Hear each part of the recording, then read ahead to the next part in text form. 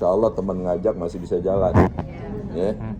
Tapi kalau misalkan punya duit, badan sakit, teman ngajak jalan juga nggak bisa jalan, ya. Jadi insya Allah semua nikmat yang sedang Allah berikan hari ini bisa kita jadikan fasilitas untuk ibadah kepada Allah, bukan untuk yang lain. Karena semua yang hari ini diberikan adalah titipan yang nanti akan diminta pertanggungjawaban. Salawat dan salam selalu kita hadiahkan kepada junjungan baginda Nabi besar Muhammad sallallahu alaihi wasallam. Bapak Ibu jamaah umrah dhaifur rahman as-saimin was-saimat rahimakumullah. Hari ini kita sangat bahagia dan gembira luar biasa, di mana di bulan yang penuh berkah, di bulan ampunan, di bulan banyak rahmat yang Allah berikan, juga di bulan di mana Allah bebaskan hambanya dari siksa api neraka, di bulan di mana Allah turunkan Al-Quran, di bulan di mana ada satu malam yang nilainya lebih bagus daripada 1000 bulan, yaitu malam Lailatul Qadar. Kita berada di tanah haram Mekkah Al-Mukarramah, di mana setiap kebaikan yang kita lakukan dilipat gandakan itu sampai 100.000 kali lipat. Oleh karenanya tentu rasa syukur bahagia ini ada di dalam diri kita semua. Dan bagaimana ketika kita sudah diberi kan, kalau di Indonesia kita dinanti mau ke sholat, ya, kita pengen sholat entar-entaran duluan, padahal tuh waktu sholat udah manggil buruan sholat, mumpung belum waktunya habis, ya.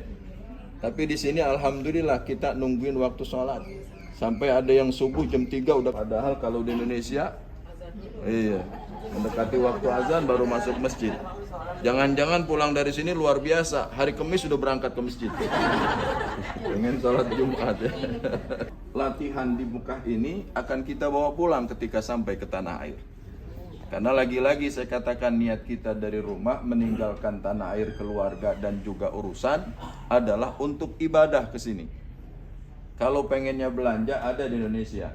Tamrin City nggak beda jauh dengan di sini. Tenabang banyak, apa yang ada di sini di sono ada. Betul apa tidak? Ka'bah. Ya, di sini ada Ka'bah. Di Indonesia nggak ada turun 120 rahmat setiap hari. Di sini ada turun setiap harinya 120 rahmat yang diberikan kepada hamba-hamba Allah yang ada di kota Mekah. Buat siapa saja? 60 rahmat buat yang tawaf, 40 rahmat buat yang sholat, 20 rahmat buat yang memandang. Dan ibu alhamdulillah di sini bisa tawaf di Ka'bah, bisa sholat di dekat Ka'bah, bisa melihat Ka'bah. Dan kesempatan itu tidak ada di Indonesia, maka di sini perbanyaklah. Ya, kalau misalkan tawaf sunnah, monggo silahkan tawaf sunnah. Kenapa situ tidak ditulis dalam program rondon kegiatan? Karena tawaf sunnah itu masing-masing yang punya keinginan. Makanya kita pandu pada saat umroh pertama. Di situ menjadi pelajaran bagaimana cara kita tawafnya. Jadi kalau sudah dipandu di awal, oh ternyata begini putaran tawaf. Urusan bacaan nggak hafal, boleh sambil baca. Kalau ribet sambil baca nanti takutnya nggak fokus, udah pandangan aja tuh fokus sama urusan ibadah. Baca aja udah doa sapu jagat. Rabbana atina fid dunya hasanah wa fil akhirati hasanah wa qina adzabannar. Saya malah dipandu sama ibu bapak, ya. Artinya hafal doa itu aja yang kita pakai, ya. Kita minta dalam doa sapu jagat itu pengen baik dunia sama baik akhirat, terbebas dari siksa api neraka. Itu udah mencakup semua doa yang kita keinginan. Pak Ustadz, bagaimana kalau doa panjang itu saya juga nggak hafal? Udah Robbana aja, Robbana, Robbana, Robbana, terus aja nyampe habis Robbana terus, ya. Nanti disebutnya Haji Robbana. Ya, itu nggak apa-apa. Hatta diem sekalipun itu boleh di dalam tawaf. Yang penting kagak ngobrol. Nah kemarin dalam putaran tawaf saya di belakang saya liatin masih ada yang ngobrol, ya, main colek-colekan. Saya Ka'bah gede banget juga. Kalau gede rumah kita sama Ka'bah katanya begitu, ya. Itu nggak boleh ngobrol, kita fokus aja. Kalau ustadznya di depan nggak kedengeran, udah tadi baca Rabbana atina fid dunya hasanah. Saya yakin kalau itu bapak ibu lakukan dengan penuh peresapan, nggak terasa air mata menetes. Rasa harunya satu, Bapak Ibu dihadirkan di Ka'bah Baitullah, tanah suci, di mana yang hadir juga harus suci. Dan kita ini merasa manusia yang tidak suci, kita berlumur dosa, tapi Allah pilih kita berada di tempat yang suci. Pada fokus itu insya Allah Bapak Ibu, setiap tetesan air mata, keringat yang berjatuhan, Allah hapuskan dosa-dosa kita. Amin. Dan itu yang harus kita fokuskan. Bukan cuman kita segera ngiring-ngiring gitu, muter-muter, bukan. Tapi setiap kalimat doa, ya, kalau misalkan nanti dibimbing, dipandu, kita nggak paham maknanya, tapi insya Allah masuk tujuannya sama. Apalagi kalau kita yang paham, baca Robbana atina fid dunya hasanah terus. Jadi kalau misalkan di belakang nggak kedengeran Ustadz, kebetulan kemarin saya di belakang, ada yang kedengeran, tapi ada juga yang pegang buku masih ngikutin lagi, jadi ribet. Udah fokus aja sama Robbana atina fid dunya hasanah wa fil akhirati hasanah wa qina adzabannar. Sambil ibu penuh penghayatan, insya Allah tiap putaran tawaf itu Allah hapusin semua dosa-dosa kita, ya. Jadi kalau misalkan kita fokus dalam tingkat ini, maka insya Allah ibadah umroh kita bisa merubah karakter kita menjadi lebih baik. Amin. Jadi ini satu kenikmatan yang luar biasa di bulan penuh berkah, di mana ibadah umroh di bulan Ramadan sama ganjarannya dengan pahala haji. Masya Allah. Bersyukur Bapak Ibu ya, di mana di Indonesia tetangga saudara kita pada pengen nih umroh, apalagi bulan Ramadan. Cuman lurah kagak ngasih, iya, nggak ngasih duitnya. Kalau ngasih duitnya berangkat juga kali ya. Nah, jadi alhamdulillah nih, malah saya dengar kabar ada yang ngumpulin duit 100.000 dia taruh di lemari, sampai setorannya tuh duit bau baju. Karena disimpan, alhamdulillah tuh. Sekian tahun kekumpul sekian puluh juta sampai berangkat ke tanah suci. Ada juga yang ongkosnya boleh dikasih, umroh pasasi namanya ya. Umroh ongkosnya boleh dikasih. Ada juga ongkosnya boleh diajak ya. Itu namanya umroh Abdurrojak. Atas biaya orang ngajak ya. Ada juga yang umrohnya umroh Abidin, umroh atas biaya dinas. Atau ada juga umrohnya umroh Mansur, halamannya kena gusur. Iya, karena jual kebunnya, alhamdulillah jadi berangkat ya. Jadi Bapak Ibu yang saya muliakan, ini tempat mulia. Maka saya katakan kembali, luruskan niat kita. Ibadah umroh menuju kesempurnaan, bukan cuma sekedar pelaksanaan. Kalau cuma sekedar pelaksanaan saja, seperti kita puasa, berapa banyak orang yang puasa nggak dapat apa-apa dari puasanya. Kata Nabi, kam min sa'imin laisa lahu min siyamihi ilal ju' wal atas. Berapa banyak orang yang melaksanakan ibadah puasa di bulan Ramadan, tapi nggak dapat apa-apa dari puasanya kecuali lapar dan haus. Kita nggak makan, nggak minum di siang hari. Harapannya satu yang Allah wajibkan kepada kita, biar jadi orang bertakwa. Kalau habis puasa nggak ada nilai takwanya sama sekali, ibadah puasanya sia-sia. Dan itu yang Nabi katakan tadi, jangan sampai puasa kita menjadi ibadah yang sia-sia, maka fokuskan pada ibadah itu dengan sebaik-baiknya. Makanya saya coba kupas dulu masalah puasa sebelum pada urusan umroh ya. Kita puasa di bulan Ramadan Allah wajibkan, sebagaimana ayatnya sudah familiar, kita semua maklum. Dalam Al-Quran surat Al-Baqarah ayat 183, ya ayyuhalladzina amanu kutiba alaikumusiyam kama kutiba alal ladzina min qablikum la'allakum tattaqun ya. Di mana Allah Subhanahu wa taala perintahkan nih melaksanakan ibadah puasa yang dipanggil orang yang punya predikat iman. Kenapa nggak dipanggil ya ayuhan nas, hai manusia, atau ya ayuhal muslimun, hai orang-orang Islam? Enggak. Tapi ya ayyuhalladzina amanu. Kenapa? Karena puasa ini tantangannya luar biasa. Hanya orang yang punya iman dalam kehidupannya bisa melaksanakan ibadah puasa dengan sebaik-baiknya. Karena puasa adalah ibadah sirriyah, ibadah yang amat rahasia, yang tahu hanya Allah dan diri kita. Betul nggak? Saya nggak tahu ibu masih puasa apa kagak. Orang tadi lagi berkumur korupsi, satu tegukan. Ya. Iya, kita nggak tahu. Makanya puasa itu nggak bisa dibikin ria.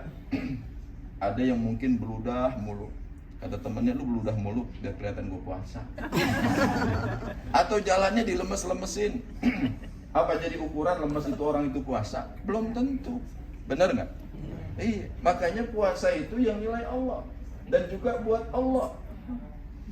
Kalau kita lagi berwudu kumuran, misalkan di waktu zuhur, ya, tenggorokan lagi kering-keringnya, kita berlima berwudu, kita minum tuh satu tegukan. Tetangga sebelah tahu nggak? Tahu nggak kira-kira? Tapi kenapa nggak diminum? Hah? Takut pada Allah. Kiai. Kenapa? Nah, karena di situ dekat kita dengan Allah. Makanya puasa itu bikin kita dekat dengan Allah. Ada perasaan takut.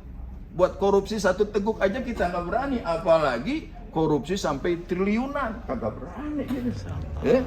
Karena merasa diperhatikan. Inilah pelajaran Ramadan. Itu seteguk air saja tak berani kita lakukan karena merasa dilihat Allah. Makanya ini orang yang puasa dipanggil orang yang iman. Dan saya yakin ini puasa bukan yang pertama kita lakukan. Semenjak kita sudah masuk kewajiban melaksanakan syariat agama, di situ kita sudah puasa. Berarti sudah sekian puluh tahun. Betul nggak? Dan setiap tahun puasa Ramadan itu kira-kira sudah sukses nggak menempa kita jadi manusia bertakwa?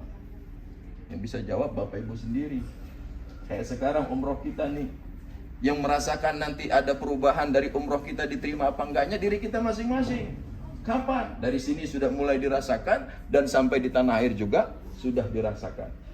Pak Ustadz, ada yang laporan misalkan nanti pulang, Pak Ustadz, alhamdulillah saya kayaknya setelah pulang umroh nggak pernah telat sholat. Alhamdulillah. Pak Ustadz, saya alhamdulillah setelah pulang umroh saya menjaga aurat. Nah, berarti ada perubahan dari berangkatnya kita dalam pelaksanaan ibadah umroh. Termasuk dengan puasa Ramadan. Ini puasa Ramadan adalah ingin menempa jadi orang yang bertakwa. Kenapa Allah wajibkan di situ puasa? Karena tempaan Ramadan akan mendekatkan hambanya pada karakter takwa. Orang kalau sudah bertakwa, Allah janjikan di dalam Al-Quran, wa may yattaqillaha yaj'al lahu makhraja wa yarzuqhu min haitsu la yahtasib. Itu ayat 1000 dinar Allah katakan. Siapa saja yang bertakwa kepada Allah, Allah akan mudahkan segala urusannya. Setiap ada masalah dikasih jalan keluarnya. Dan Allah subhanahu wa ta'ala akan berikan rizki yang datang yang gak diduga-duga. Kira-kira nikmat gak tuh? Masalahnya diselesain, duitnya digampangin. Enak gak? Itu orang yang bertakwa. Maka orang kalau sudah takwa, dunia itu gak ada susahnya. Dunia itu selalu indah, walaupun masalah selalu ada. Karena hidup pasti punya masalah. Gak ada orang yang hidupnya gak punya masalah. Betul gak? Ibu punya masalah? Bapak punya masalah? Ada ini masalahnya mungkin sama suami, ya? Betul gak? Iya.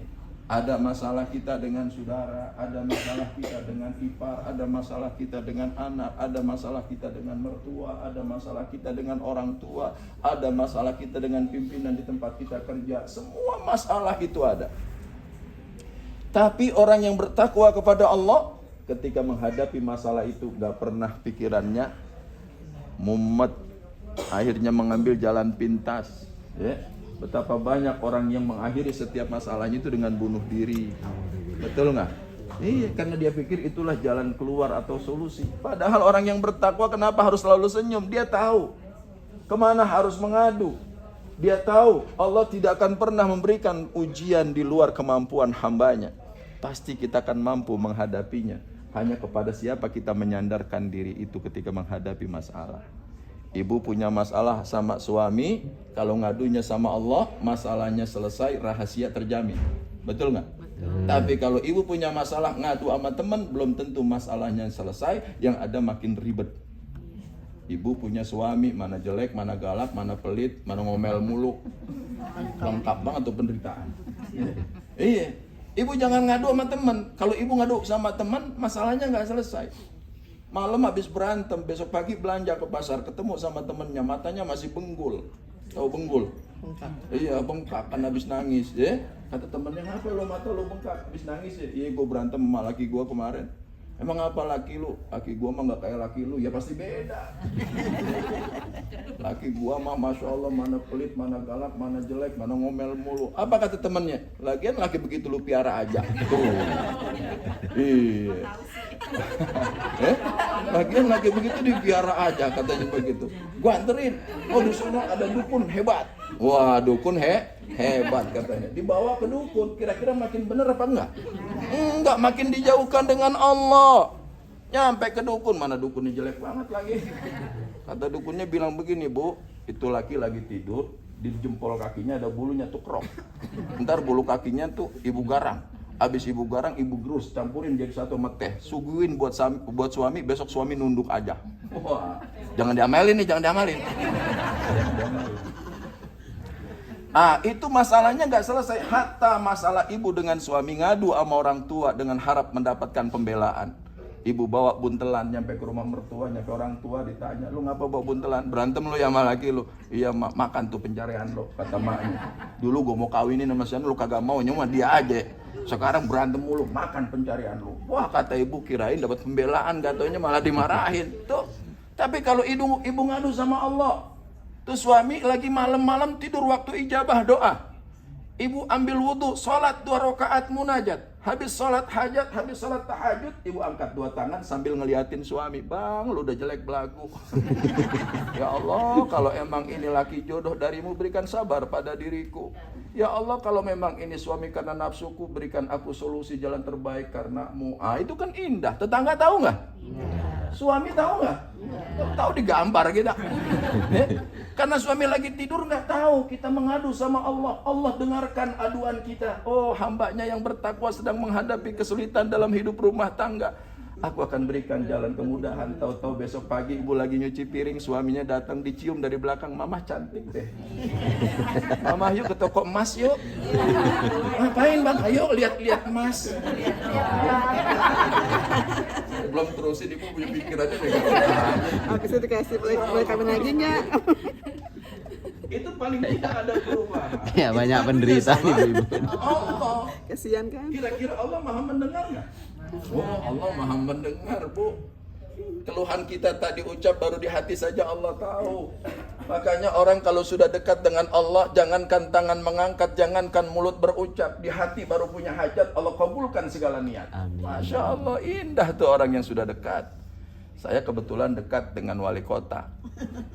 Saya telepon, Bang, besok saya punya acara, bisa datang nggak? Siap, Kiai, Anda datang. Kira-kira susah apa gampang tuh? Gampang, tinggal telepon doang. Besok nyampe. Tapi kalau yang kagak dekat, udah surat juga nyampe.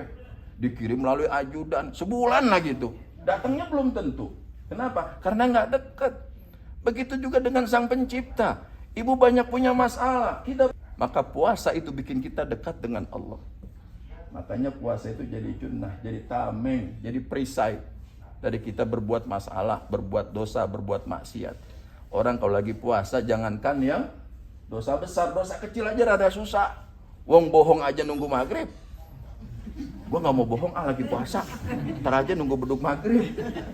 Apa ya habis beduk maghrib boleh bohong juga? Kan nggak juga. Tapi puasa melatih kita jadi dekat dengan Allah Subhanahu Wa Taala. Makanya puasa-puasa kita yang kemarin kira-kira udah ngedidik kita belum jadi orang yang bertakwa.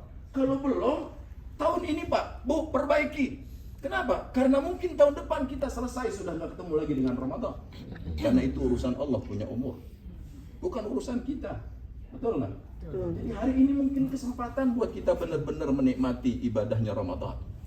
Kenapa? Pengen kita jadi orang yang bertakwa. Orang kalau sudah bertakwa jaminan surga. Tazawwadu fa inna khairaz zadi taqwa. Berbekalah kalian dan sebaik-baiknya bekal adalah takwa. Tuh. Bukan harta, bukan pangkat, bukan jabatan, bukan tahta, tapi takwa itu yang bikin kita masuk surga. Makanya puasa ini menjadi ukuran kita, untuk menjadi orang yang bertakwa. Mudah-mudahan tempaan Ramadan hasilnya sukses. Kita dapat ijazah sebagai orang yang bertakwa kepada Allah.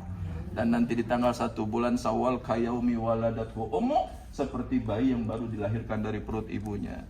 Pak Ustadz, bagaimana sih ciri orang yang bertakwa? Allah sebutkan dalam Al-Quran. Penggalan ciri-ciri orang yang bertakwa di dalam surat Al-Baqarah ayat 3. Apa bunyinya, Bu?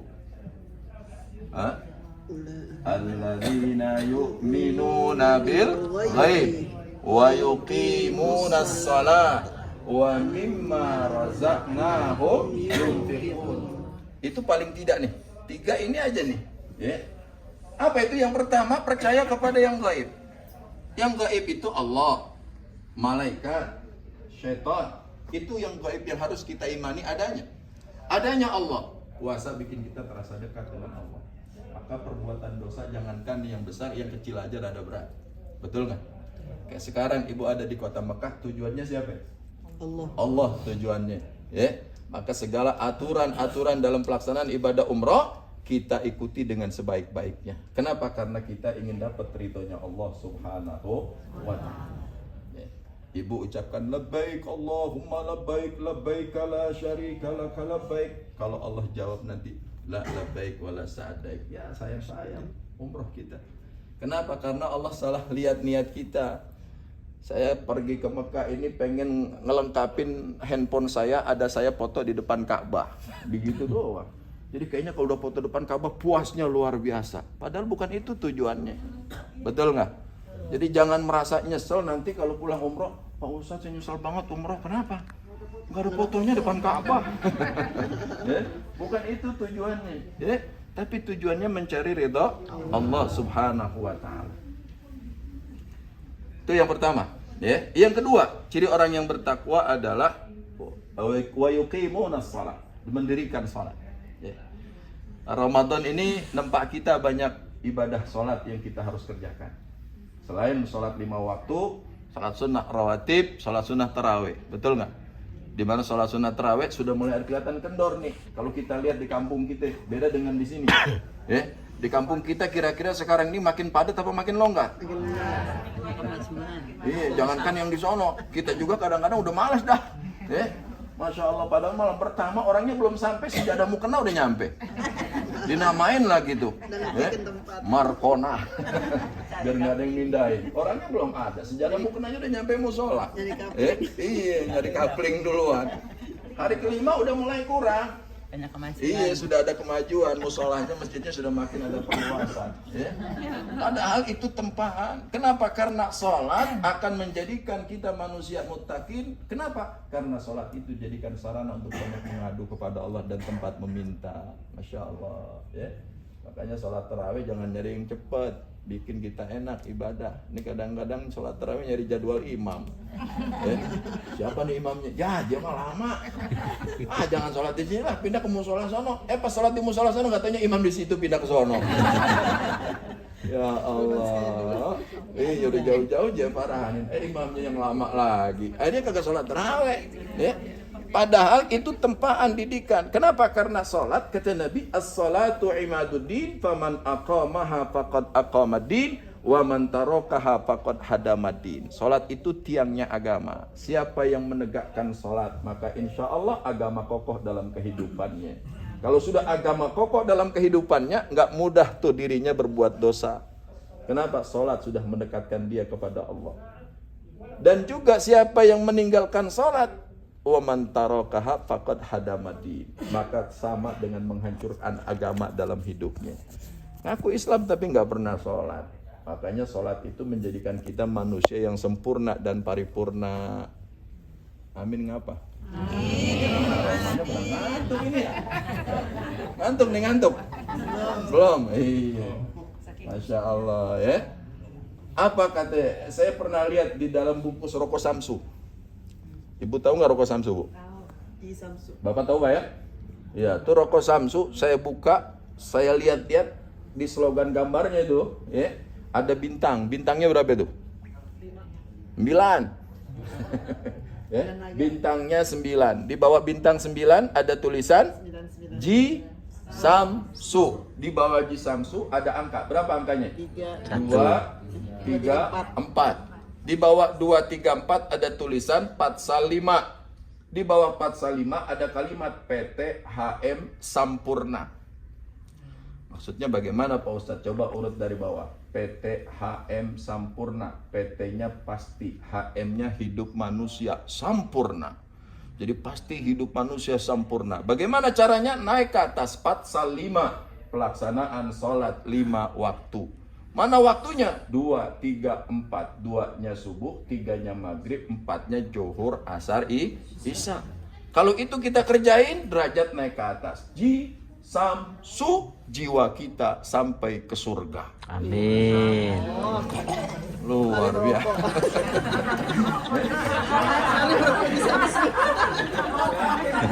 Jadi bapak-bapak kalau rajin sholat tapi perokok yang pantas rokoknya Samsung. Lalu apa hubungannya dengan bintang 9? Itu bintang 9 menandakan 9 lubang yang ada di diri kita harus bersih dari hadas kecil maupun hadas besar. Punya berapa lubang, Bu? Hah? Punya berapa, Bu? Kan tadi sudah kasih tahu bocoran. Berapa lubangnya? 9. Jangan dicari dah. Ini di kepala ada 7. 2 lubang mata, 2 lubang kuping, 2 lubang hidung, 1 lubang mulut. Berapa lubang tuh? 7. Semuanya ada berapa? 9. 2 lagi di bawah pusar depan belakang. Ibu kalau sholat tapi masih nggak sempurna wudhunya atau masih mengantong najis di bagian dubur dan bukulnya, kira-kira sholatnya sah nggak? Enggak. Di dalam kitab Kaifiyatus Shalah dikatakan man shalla jahilan bi kaifiyatil wudu'i was shalah falam tasihha sholatuhu. Barang siapa yang bodoh dalam tata cara wudhu dan sholatnya, maka tidak sah sholatnya. Contoh, ibu waktu basuh muka, maaf nih, kadang-kadang ada orang basuh muka cuman begini doang. Betul nggak? Padahal yang namanya muka itu adalah dari mulai tumbuhnya rambut sampai belakang kuping nih, sampai tali tudung sampai sini. Itu adalah bagian muka. Maka ketika membasuh muka, taruhkan air sampai sini terus. Nah, ini cara basuh muka. Kelopak mata ini banyak yang mengandung dosa, tapi ini bagian yang cedok jarang kena air wudhu. Karena dia lewatin begitu saja, airnya lewat doang. Makanya ketika basuh muka, Nabi pakai tongkat. Kalau tongkatnya sudah sampai, maka sama dengan mencium. Semakin banyaknya orang nggak mungkin pakai tongkat, maka istilam sama dengan mencium hajar aswad. Jadi orang yang istilam dengan hajar aswad sama dengan mencium, yang nanti pada hari kiamat hajar aswad akan datang mengadu kepada Allah. Ini hajar, ini batu, tadinya abyad, warnanya putih. Lalu kenapa jadi hitam? Nampung dosa manusia.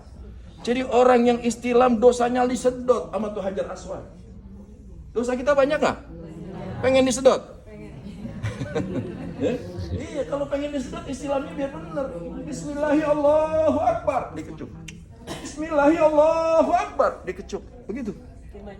Iya, bukan makin banyak, 3 kali saja. Ya. Iya. Kalau makin banyak nggak jalan-jalan kita begitu aja. Ya. Cukup 3 kali saja. Ya, 3 kali. Ya Muhammad wa ala ali sayyidi Allahumma